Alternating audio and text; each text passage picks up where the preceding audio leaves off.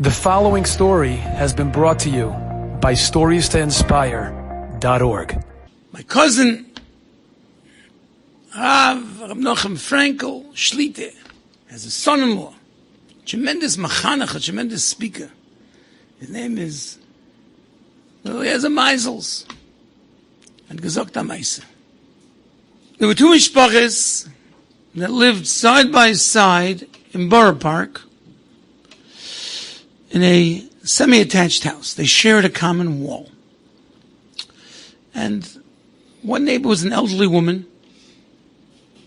She passes away. Now the children are going to sell her house. And they sell it. And, they're very concerned who the neighbors are. Bekitza, the neighbors come, they visit. And they go inside the house and they see house hasn't been touched in 50 years.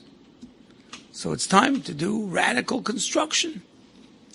So they hire a crew, and for a couple of months they're pounding away, breaking walls, breaking the stairs, breaking the floors, the ceilings. Mit gemachta Palaz. Beautiful.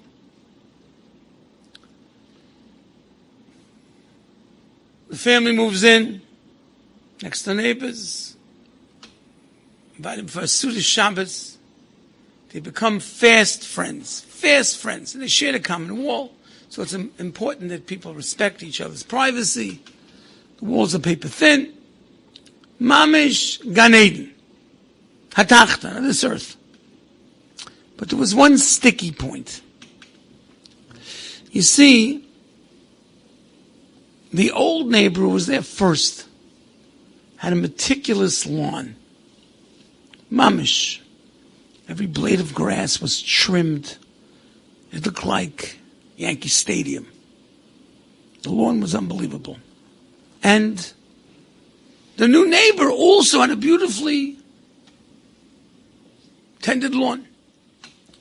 The problem was the lawn in the back, the backyard. The old neighbor, gorgeous, manicured lawn. Now, but Nebuch, the new neighbors, they were wonderful people, but the lawn became like a junkyard. Pipes and plumbing and an altar toilet seat, you should excuse me, it looked just gefellach.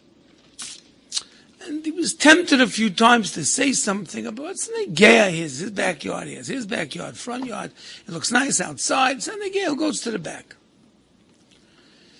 A few times he attempted to say something, it didn't work out, he didn't want to destroy the idyllic relationship. Yovei Hayoim, his wife says, we're making a bar mitzvah. It's going to be an open house. And the men are coming in the front and the ladies in the back. I'm horrified if my mother, my grandmother, my cousins, my sisters, my friends, hundreds of people are going to come into the back and see this chorva. You got to tell them to clean up the mess. He's hesitating. They have such a good relationship. He's going to throw a monkey wrench. He picks up the phone, he puts it down, he loses the phone number, the wife finds it, again he loses it.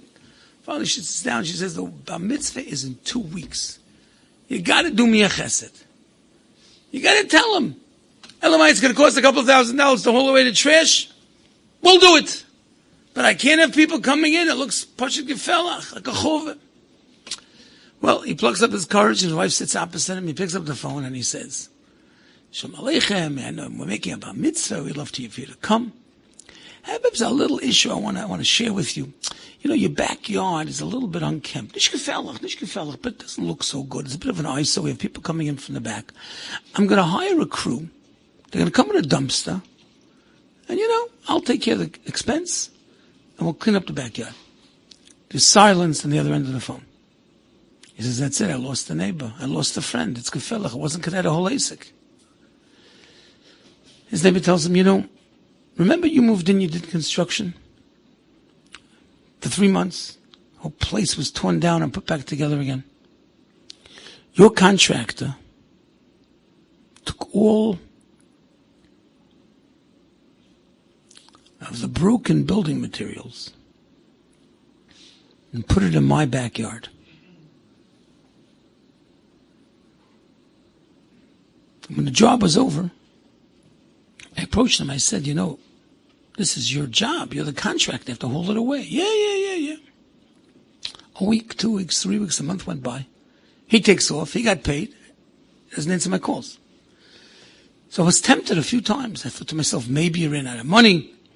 It's like $5,000-$6,000 to hold it away. So I'll wait. And you'll do it one day. You're coming to me to hold away the trash?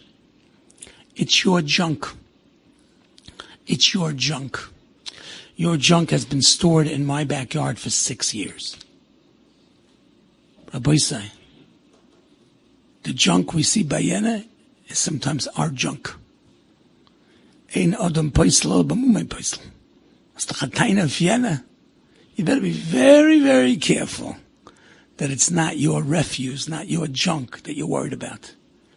His midas, his halach yelech, his lack of tzidkis. You're just projecting yourself on him. Be very careful. First, hold away your own refuse, and then you can check the yena. Do we know what's going on in life? He was convinced as a tatlu and a tzaddik, and for 6 years, he let the place be a mess. New York City, not tining with the rats and the rodents. Well, they was cooking right over there. Und ich bin a gute Schoche, ich sag gar nicht.